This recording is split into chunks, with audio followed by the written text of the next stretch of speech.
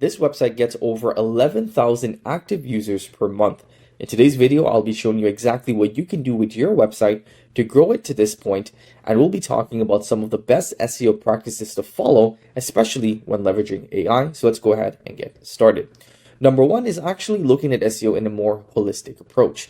Instead of looking at SEO as doing keyword research, writing content, and then trying to rank, we need to think about building a real business in the eyes of Google. And I find that businesses that do that, or websites that do that, rank a lot higher and are able to grow a lot more on Google. So the first thing that I would recommend is, if you can do this, create a Google My Business. You can actually create Google My Businesses without using a physical address. So you don't even need to put your address. You can create a non-address specific Google My Business and just tell it you serve certain areas.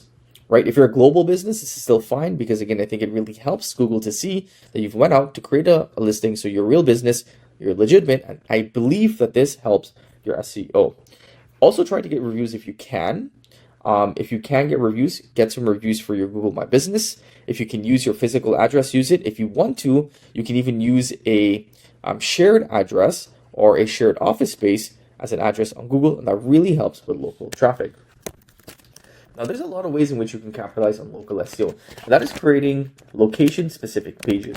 So let's say, for example, I'm in the gardening niche, and that's a very, very general niche, right? I can get more specific by creating something like, best gardeners in Toronto, or best gardens to visit in Toronto, right? So this is going to allow me to get more local traffic, and local traffic is usually a little less competitive because there's not a lot of players. If I'm going after gardening, I'm going after long tail keywords that are very, very general, there's going to be a lot of competition. But if I'm going after specific traffic, and I can make this specific for my local area, this would really, really help my SEO efforts, because again, I can create a really, really good article. I have better SEO knowledge than, let's say, my local competition.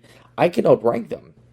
And this is also another good strategy for monetization, because if you start ranking for these keywords, you can then approach different businesses within that niche and get advertising. You can do affiliate marketing. You can get some more monetization options through local pages, because again, it's easier to rank for, and you can actually get in contact with these businesses. So if you want to grow on Google, we need to start thinking less about just doing keyword research and writing content, even though that does still work, right? We need to think about creating a whole holistic approach.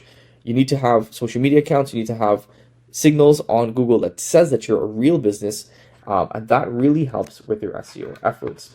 The second way in which we can help our SEO, and I think this applies to focusing on our local traffic, is by trying to optimize our content for search, not just only Google search. That's also using ChatGPT search. I believe this is going to be one of the biggest places in which you can get traffic. And this is how we see websites like the one that I showed you are getting traffic. Because if someone searches up your keyword within your local area, ChatGPT needs to decide how is it going to show that information. So if we go over to, for example, if I search up a keyword like best gardeners in Toronto, Search GPT will use the internet to then give me suggestions of businesses in which I can contact. As you can see here, this is still an evolving landscape, so your business can be on here. If you're following the right SEO practices, you're focusing on local SEO, you can show up in Search GPT, and that will be an additional source of traffic in which you'll be able to get. And right now, again, it's still evolving, so you can definitely snag a higher spot on these search engines compared to, let's say, Google's search engine, which is a little bit more established. So going back to this website, 60% of the traffic comes from blog posts, so it's definitely still effective to write articles, to do keyword research. That stuff still works, but a lot of the traffic comes from local traffic, and that is much, much more highly converting, because again, these are people within your local area. So having a strategy for both is really, really helpful. When it comes to blogs, again, we can use a tool like Ahrefs. There's a plan, I think that's for $19 for starter site, so it's actually much more affordable. This is one of my clients that I work with, and we were able to rank the number one for some really high targeted keyword within their niche, and we used AI to write all of this content. So again, if you guys want to see all of that, I will leave links in the description below to those full tutorials to see how to write content, how to do keyword research, and how to really grow a website on the content side of things. But I do urge you guys to focus on the local SEO, focus on representing your business as a real business that does real transactions with real life customers on Google, and you would find that your SEO efforts would be a lot better. Hope that you guys enjoyed today's video. If you did, let it be known by giving us a big thumbs up, and I'll see you in the next video. Take care.